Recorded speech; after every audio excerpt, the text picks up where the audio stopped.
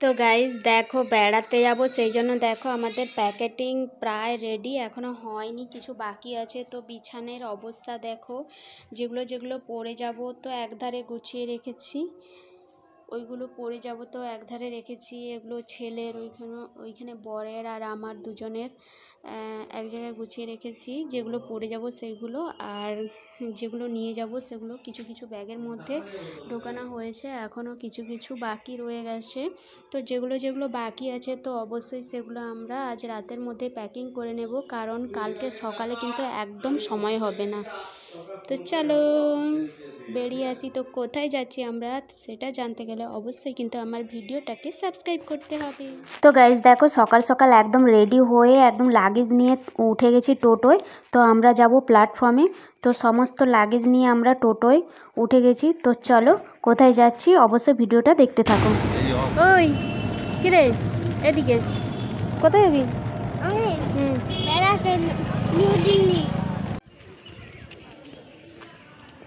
তো আমার ছেলে তো কিছুটা বলেই দিল যে আমরা যাব নিউ দিল্লি। হ্যাঁ, আমরা নিউ দিল্লি যাব, তারপরেও আমরা কোথায় যাব সেটা জানতে গেলে অবশ্যই আমার কিন্তু ফুল ভিডিওটা তোমাদের দেখতে হবে, আর ভিডিওটাকে অবশ্যই লাইক শেয়ার সাবস্ক্রাইব করে রাখতে হবে। তো দেখো আমরা কিন্তু সমস্ত লাগেজ নিয়ে প্ল্যাটফর্মে বসে আছি। আমরা এখন প্ল্যাটফর্মে আছি, তমলুক প্ল্যাটফর্মে। তো ট্রেনটা আসতে দেরি আছে, তাই জন্য আমরা এখন বসে আছি। আর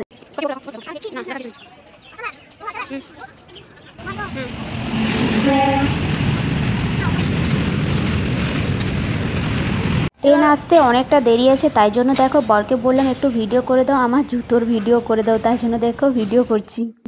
ফাইনালি আমাদের ট্রেন এসেও গেছে, আর আমরা ট্রেনের ওপরে উঠে গেছি। তো দেখো পুরো সিট ফাঁকা, তার কারণ হলদিয়া দিয়ে ট্রেনটা ছেড়েছে, যাবে দিল্লি। তো ট্রেনটার নাম ছিল হলদিয়া আনন্দ বিহার। তো ওই ট্রেনটাতে উঠেছি, একদম আমরা আনন্দ বিহারে গিয়ে নামবো। আনন্দ বিহারটা হচ্ছে ওই দিল্লির কাছেই। তো দেখো ট্রেন ছেড়ে দিয়েছে, তো চলো। তো গাইস আমার ছেলেকে দেখো ট্রেনে ওঠা মাত্রই একদম ধারে সিট ঘেরে নিয়েছে, পুরো ট্রেনটা এনজয় করছে। ও ট্রেন খুব ভালোবাসে, তাই জন্য ওকে ট্রেন দেখানোর জন্যই, অনেকটা সময় ট্রেনে কাটানোর জন্যই আমরা কিন্তু এত দূরে বেড়ানোর প্ল্যান করেছি। তো খুব এনজয় করছে। কোথায় যাবি? কোথায় যাবি? নিউ দিল্লি। নিউ দিল্লি যাবি? হ্যাঁ।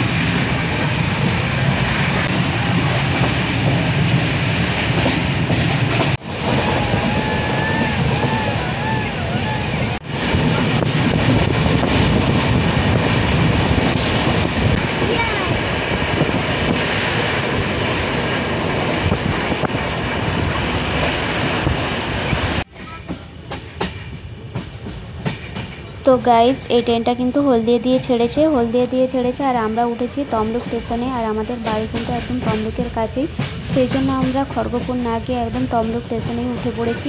তো ট্রেনটা যাবে খড়গপুর হয়ে একদম আনন্দবিহার যাবে। তো আনন্দবিহারে নেমে আমরা কিন্তু মেট্রো ধরবো, দুবার মেট্রো চেঞ্জ করে আমাদের যেতে হবে। তো আমরা তমলুক স্টেশনে কিছুটা টিফিন করে নিয়েছিলাম, পরোটা আর আলুর দম আমি রান্না করে নিয়ে গিয়েছিলাম। তো ওটা স্টেশনে বসে কিছুটা খেয়ে নিয়েছি, কারণ সকালবেলা আমরা কিছুই খেয়ে বেরোইনি, তাই জন্য পরোটা আর আলুর দম খেয়েছি। আমি রান্না করেছিলাম বেগুন ভাজা, পরোটা, আলুর দম আর সুজি করে নিয়ে গিয়েছিলাম। আর এখন দেখো আমরা পপকর্ন বের করেছি, সবাই মিলে পপকর্ন খাচ্ছি। তো দেখো ফাইনালি একটা স্টেশন চলে এসেছে, কি স্টেশন এসেছে বোঝা যাচ্ছে না, খুব সম্ভবত খড়গপুর স্টেশনেই আমরা ঢুকছি। তো খড়গপুর স্টেশন চলে এসেছে, তো চলো ভিডিওটা দেখতে থাকো।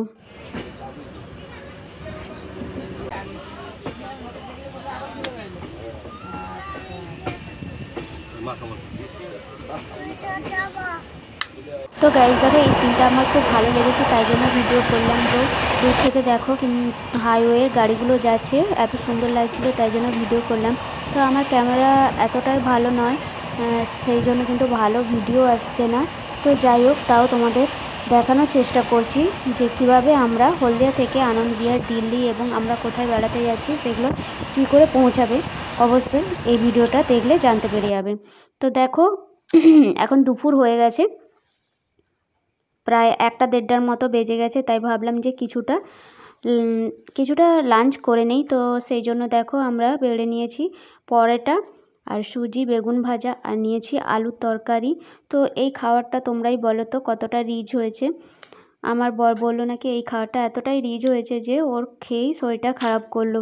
তো তোমরা আস্তে আস্তে সবই জানতে পারবে যে আমরা ভালো করে গিয়েছিলাম, তো লাস্ট অবধি আমরা কেমন করে ফিরে এসেছি।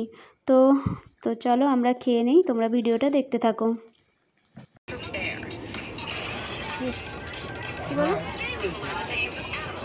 তো গাইস দেখো, দেখতে দেখতে কিন্তু সূর্য ডুবে যাচ্ছে, অন্ধকার নেমে আসছে। তো অন্ধকার হয়ে গেলে আর কোনো ভিডিও করতে পারবো না। তো কতটা টাইম আমাদের ট্রেনে কেটে গেল, এখনও অনেকটা টাইম আমাদের ট্রেনে কাটাতে হবে, কারণ সারা রাত আমাদের ট্রেনে কাটাতে হবে।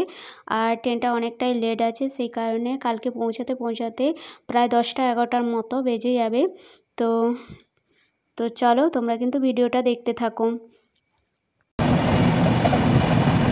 তো গাইজ দেখো, আমরা ফাইনালি কিন্তু ট্রেন থেকে নেমে গেছি। আর ট্রেনে কিন্তু আমরা অনেকটা সময় বসেছিলাম সকালবেলা, আর আলসামি করে ট্রেনের মধ্যে আমরা কোনো রকম ব্রাশ করলাম নি, আর টিফিনও খাওয়া দাওয়া করিনি যেহেতু ব্রাশ করা হয়নি। তো ভাবলাম যে ট্রেন থেকে নেমে স্টেশনেই ব্রাশ করব। তো স্টেশনে কিন্তু বেশিক্ষণ থাকতে দেবে না, সেই কারণে আমরা বাইরে এসে রাস্তাতেই ব্রাশ করে মুখ ধুয়ে নিয়েছি। তো এরপর আমরা চলে যাচ্ছি মেট্রোতে ওঠার জন্য। তো তাই জন্য দেখো আমরা মেট্রোতে যাওয়ার জন্য হাঁটছি। তো ওর বাবা লাগেজ নিয়ে হাঁটছে আর আমি পিছনে একটা লাগেজ নিয়ে হাঁটছি। তো দেখো আমরা মেট্রোর প্ল্যাটফর্মে উঠে গেছি। এরপর আমরা মেট্রোর টিকিট কাটবো আর তারপর আমরা মেট্রো ধরবো। তো দুটো মেট্রো পাল্টে আমাদের যেতে হবে, তো অনেক জার্নি। তো আমরা প্রায় 8 দিনের ট্যুর নিয়ে বেরিয়েছি। তো চলো 8 দিন আমরা কোথায় কোথায় বেড়াচ্ছি সবই তোমাদের সাথে শেয়ার করব একটু একটু করে।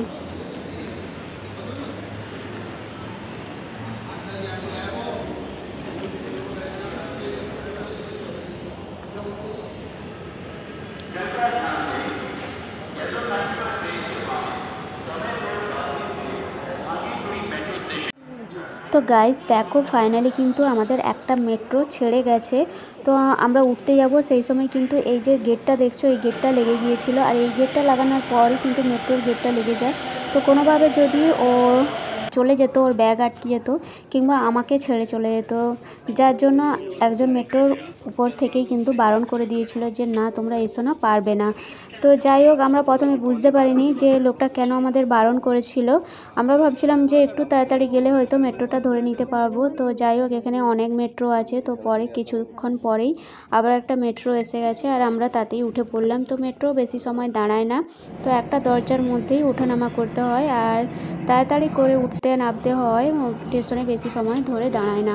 আর যদি একটু লেট করো তো কোনোভাবেই কিন্তু দরজাটা আমাদের চিপে দিতে পারে, সে অনেক রকম সমস্যা হয়ে যাবে। তো এখানের মেট্রোগুলো কিন্তু আমাদের কলকাতার মেট্রোর মতো নয়, এটা হচ্ছে দিল্লির মেট্রো। কলকাতার মেট্রো কিন্তু মাটির নিচ থেকে যায়, আর এটা দেখো সম্পূর্ণ কিন্তু উপর থেকে যাচ্ছে। দেখো কয়েকতলা বিল্ডিংয়ের উপর থেকেই যাচ্ছি, মনে হচ্ছে যেন ছাদের উপর থেকে যাচ্ছি। তো সিনারিগুলো কিন্তু দারুণ লাগছিল, তাই জন্য দেখো একটু ভিডিও করে নিলাম। আমার তো দারুণ লাগছে আর আমার ছেলেরও কিন্তু দারুণ লাগছিল, কিন্তু অনেকটা সময় মেট্রোয় থাকার জন্য ওর কিন্তু একটু শরীরটা খারাপ করছিল। তার কারণ মেট্রো কিন্তু হাওয়া বাতাস পাস করে না, এসি আছে, তো তাও যেন অনেকটাই কষ্ট লাগছিল ওর। জানি না কেন, হয়তো ভোর ভোর উঠছিল সেই জন্য খারাপ লাগছিল। তো দিল্লির পরিবেশটা দেখো আর শহরটা দেখো, এত সুন্দর লাগছিল, মানে নিজের চোখে যখন দেখি মানে এত ভালো লাগছিল কি বলবো। তো আর লাইনটা দেখো, দারুণ লাগছিল, কিন্তু এত সুন্দর লাগছিল সিনারিটা, ব্যাপক। তো গাইস প্রথমে আমি মেট্রো থেকে নামবো ANVT।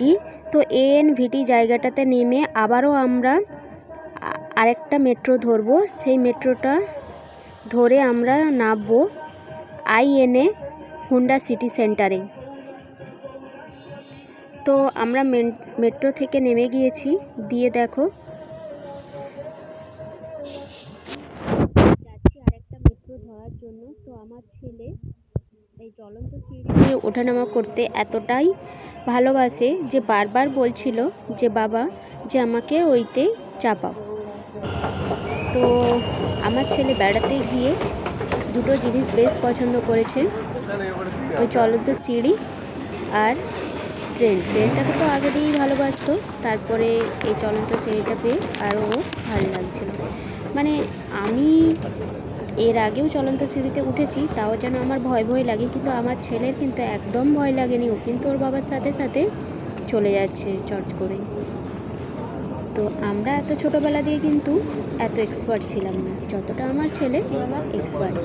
তো আমরা আবার পরের মেট্রো ধরবো, যে মেট্রো দিয়ে আমরা নামবো আইএনএ হুন্ডা সিটি সেন্টারে। তো হুন্ডা সিটি সেন্টারে নেবে ওর বাবার কিছু কাজ আছে। তো দেখো অনেকটা টাইম আমার ভিডিও করা হয়নি, তার কারণ কাজ সেরে আমরা এরপর উঠেছিলাম অটোতে। অটোতে করে আমার একটা অটো আমাদের তো তাই জন্য দেখো একটা ব্যাংকে এসেছে। তো প্রথম ব্যাংকে গিয়েছিল, ওইটা ভুল ব্যাংক, তো অটোটা আমাদের ভুল জায়গায় নিয়ে চলে গিয়েছিল, অন্য জায়গায় চলে গেছে। আবার ম্যাপ ওই ব্যাংক আলাদা নাম চেঞ্জ করেছে। ব্যাংকে এসেছে, তারপরে আমরা আবার একটা মেট্রো ধরে কারণ লোকেশন দিতে কাজ করতো, লোকেশন দেখে আমরা এইখানে এসেছি। এখানে এসে পাঞ্জাব ব্যাংকের সামনে দেখো আমার ছেলে কতটা এখানে এসেছে, সে লাগেজ টেনে নিয়ে যাবে। সেই টাকাগুলো বলছিল যে মা তোলার জন্য, আর ব্যাংকের বইটা বন্ধ করলে তবে আমরা আমাদের এখানে রাস্তায় ওকে লাগেজ দেওয়া যায় না। তো সেই কারণে ওই ব্যাংকে কাজ করছিল, ও এই লাগেজটাকে নিয়ে খেলা করছিল। তো যেই কাজের জন্য এই দিল্লি এসেছিলাম সেই কাজ তো আমাদের প্রায় সম্পূর্ণ হয়ে গেল। টানতে শিখে গেছে। বাবা ব্যাংকের ভেতরে গিয়েছে আর আমরা বাইরেটা বসে কিন্তু নিজেই নিজের লাগেজটা বয়ে নিয়ে যেতে পারবে। লাগেজটা এই ব্যাংকটা দেখো কতটা সুন্দর আর অনেকটাই বড়। তোর বাবা ভিতরে কাজ করছে আর আমি আর আমার ছেলে বাইরে বসে ওর জন্য অপেক্ষা করছি। ওর ওই কাজটা হয়ে গেলেই আমরা আবার বাবার কিন্তু ব্যাংকের কাজটা মিটে গেছে, কিছুটা জায়গা আমরা যাব দিল্লির তার জায়গাগুলো বেড়াতে। আমাদের রাতে ট্রেন আছে, যে ট্রেনে যাচ্ছি আমরা আবার চলে যাব একদম উত্তরাখণ্ড। তো তার জন্য দেখো কাছাকাছি দুটো জায়গা আমরা ঘুরে নিচ্ছি।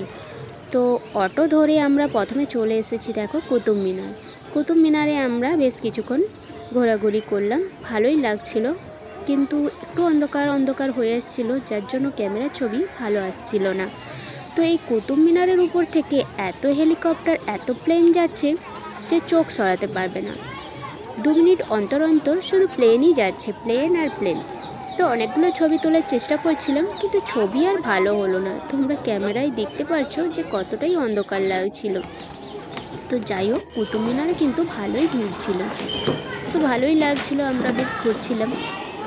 কিন্তু কুতুব মিনারের আগে নাকি ওপরে উঠতে দিত, কিন্তু এখন কিন্তু কোনো ওপরে উঠতে দেয়নি। এই দেখো এই পাশে পাশে এই ধারে ধারে এইগুলোই ঘোরাঘুরি করছে সবাই, কিন্তু ওপরে উঠতে দিচ্ছে না কাউকে, উপরে তালা বন্ধ, ওখানে কাউকে উঠতে দিচ্ছে না, সবাই এইখানেই ঘোরাঘুরি করছে আর যে যার ক্যামেরাতে ছবি তুলছে। তো আমরাও বেশ কিছুক্ষণ এই কুতুব মিনারে ঘুরে নিলাম। তো এরপর আমাদের প্ল্যান আছে কোথায়, তো ভিডিওটা দেখতে থাকো, অবশ্যই জানতে পারবে। তো দেখো বাপ ছেলে কতটা মস্তি করছে, আর সেই ভিডিওটা আমি আমার ফোনে ক্যাপচার করে নিয়েছি। তো আমার ছেলে তো খুবই খুশি বেড়াতে এসে। তো কুতুব মিনারটা তোমাদের কেমন লেগেছে অবশ্যই একটু কমেন্ট করে জানাবে। হ্যাঁ,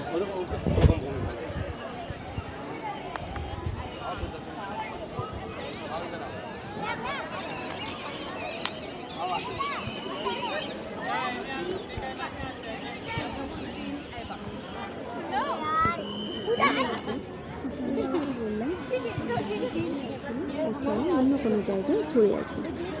তো আমি একটাই কথা বলেছিলাম, আমাকে বলেছিল কোথায় যাবে, তো আমি বলেছিলাম যে দিল্লি যখন এসেছি তো দিল্লির গেটটা তো অবশ্যই দেখবো, আমাদের ইন্ডিয়া গেট। তো ইন্ডিয়া গেট আমি দেখেই যাব। তো অনেক ছোটোবেলায় আমি আমার মা বাবার সাথে পশ্চিম ভারত গিয়েছিলাম। তো সেখান থেকে বাস রাস্তা দিয়ে আস্তে আস্তে বাসের মধ্য দিয়ে ইন্ডিয়া গেটটাকে দেখিয়েছিল।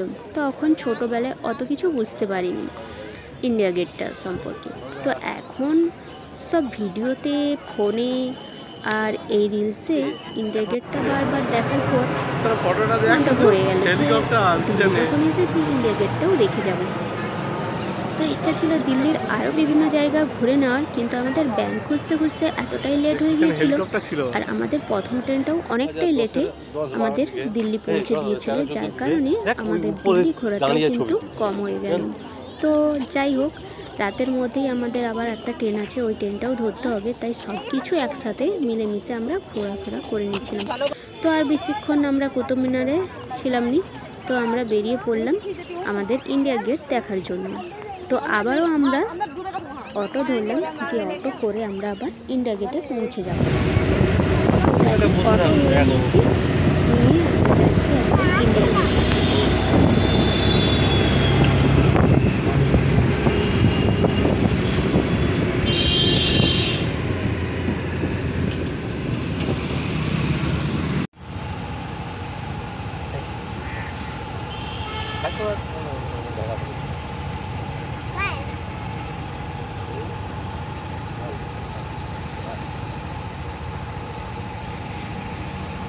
তো ফাইনালি দেখো আমরা কিন্তু ইন্ডিয়া গেট চলে এসেছি।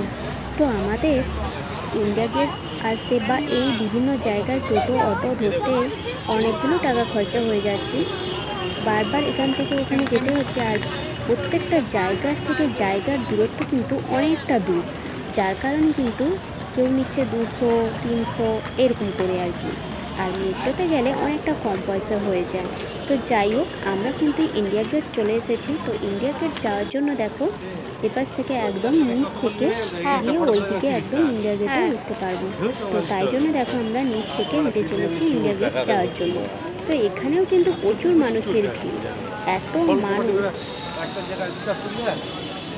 সবসময় নিশ্চয়ই এখানে এরকম ভিড় হয়। তো চলো সামনে থেকে তোমাদেরও ইন্ডিয়া গেটটা দেখাই।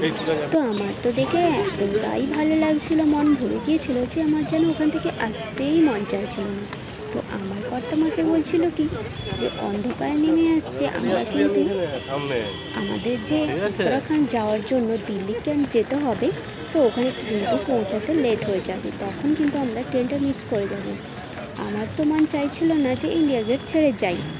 তো ইন্ডিয়া গেটের বিভিন্ন পাশ থেকে ছবিগুলো আসছে কিন্তু অসাধারণ।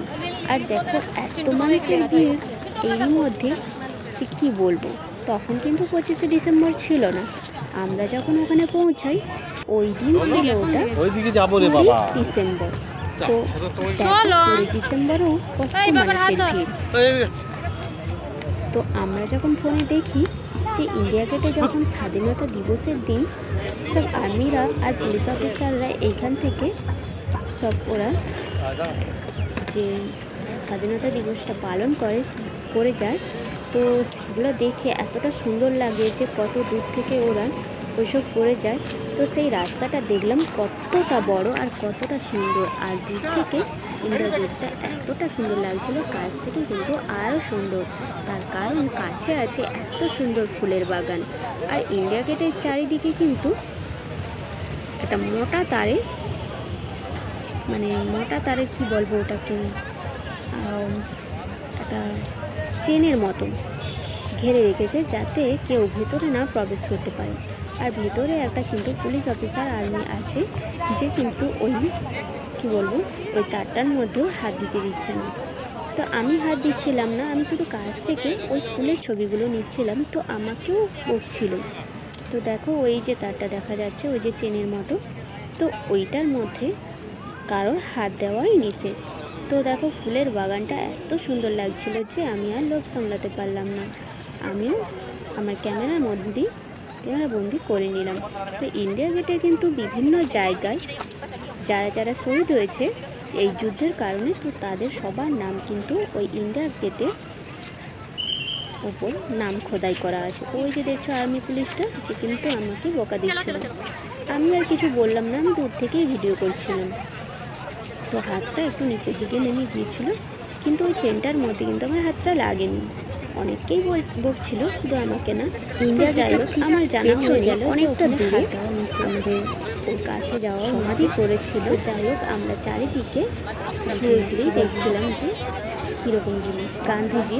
তো ইন্ডিয়া গেটের গান্ধীজি অনেকটা দূরে পিছনে অনেকটাই পেছনে হয়েছিল। তো আমরা আর অত দূরে যাইনি, তো যাওয়া হলো না, অনেকটা দূর ঘোরার আছে। তো মেন কথা হলো আমরা ওই ট্রেনে উঠবো বলেই তাড়াহুড়ো করে এদিক ওদিক ঘোরাঘুরি করে কিন্তু বেরিয়ে গিয়েছিলাম। তো পাশে একটা পুকুরের মতো বলবো কি ঝিলের মতো আছে, যেটাতে জল আছে, মাছও আছে। তো সেই পুকুরের পাশেই একটু বসেছিলাম, ভালো লাগছিল। তো সবাই কেমন ভিডিও বানাচ্ছিল দেখছিলাম। তো অনেক জায়গা ওখানে ঘোরার আছে, পুরোটা ভালো করে ঘোরাই হলো না, তো মিস করে গেলাম। মন তো চাইবা আবারও একবার যাই যে পুরোটা ঘুরে আসি। তো যাই হোক, মনে দুঃখ নিয়ে আমরা ইন্ডিয়া গেট থেকে বেরিয়ে আসলাম। আর সাথে সাথেই আমার বরকে বলছিলাম যে তুমি কয়েকটা ভিডিও আমায় বানিয়ে দাও। তো ওই দেখো ওইদিকে আমরা অনেকটাই গিয়েছিলাম, কিন্তু সমাধিস্থল অবধি যাওয়া হয়নি। তো ইন্ডিয়া গেটের চারপাশে আমরা ঘোরাঘুরি করেই ফিরে আসছিলাম।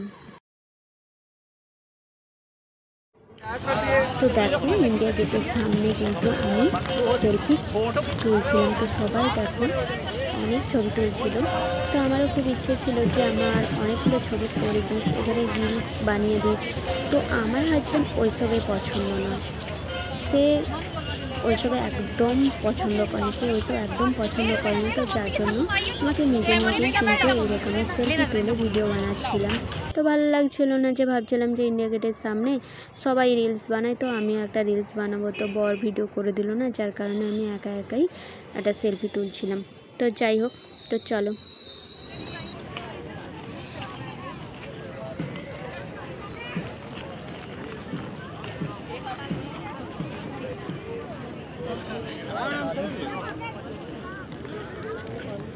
তো গাইস, অনেক অনুরোধ করার পর আমার বর ফাইনালি কিছুটা ভিডিও বানিয়ে দিল। তো ভালোই লাগছিল। তো দেখো, একজন এইভাবে ভিডিও বানাচ্ছিল, তাই দেখে আমিও বললাম যে আমারও একটা এরকম ভিডিও বানিয়ে দাও, যে আমি হেঁটে হেঁটে আসবো আর তুমি ভিডিও করতে করতে পিছিয়ে যাবে। তো আমার ছেলে আমার সাথে হাতে হাঁটছিল, অসভ্যের মতো সরে গেল। তো যাই হোক, তারপরে আমি একাই হাঁটছিলাম। তো অনেক ভিডিও আছে উত্তরাখণ্ডের ভিডিও, তো নেক্সট ভিডিও পরের পার্টে নিয়ে আসছি। তো এখনকার ভিডিও এই পর্যন্ত। তো এখন পর্যন্ত তোমরা যেই ভিডিওগুলো দেখেছো কেমন লেগেছে অবশ্যই কমেন্টস করে জানাবে, আর ভালো লাগলে অবশ্যই লাইক শেয়ার সাবস্ক্রাইব করে দিও। আর পরে নিয়ে আসছি নেক্সট পার্ট উত্তরাখণ্ড। তো এরপর আমরা এখান থেকে বেরিয়ে যাব, একদম আমরা দিল্লি ক্যান্ট যাব। তো যার জন্য আমাদেরকে এখান থেকে বেরিয়ে যেতে হবে, বেশি রাত করে এখানে থাকা যাবে না। তো তারপরে আমরা যাব, অটোতে ধরবো, অটো ধরার পর আবার মেট্রো ধরবো, মেট্রো ধরে আবারও অটো ধরে আমরা যাব দিল্লি ক্যান্ট। তো সেখানে আছে রানীক্ষেত্র এক্সপ্রেস, সেই রানীক্ষেত্র এক্সপ্রেস দিয়ে আমরা চলে যাব উত্তরাখণ্ড কাঠগোদাম। তো কাঠগোদামে গিয়ে আবার ভিডিও বানাবো। তো আজকের ভিডিও এই ইন্ডিয়া গেট অবধি। আমরা দিল্লিতে এসে এই দুটো জিনিসই দেখেছি, ইন্ডিয়া গেট আর কুতুব মিনার। তো এর বেশি আর দেখার সুযোগ হয়নি, তার কারণ আমাদের অনেকটাই লেট হয়ে গিয়েছিল, যার কারণে আর বেশি কিছু দেখা হয়নি। তো একদিন বেরিয়ে আর কত কি দেখবো। তো যাই হোক, পরের পার্ট আসছে নেক্সট দিনে। তো টাটা বাই বাই।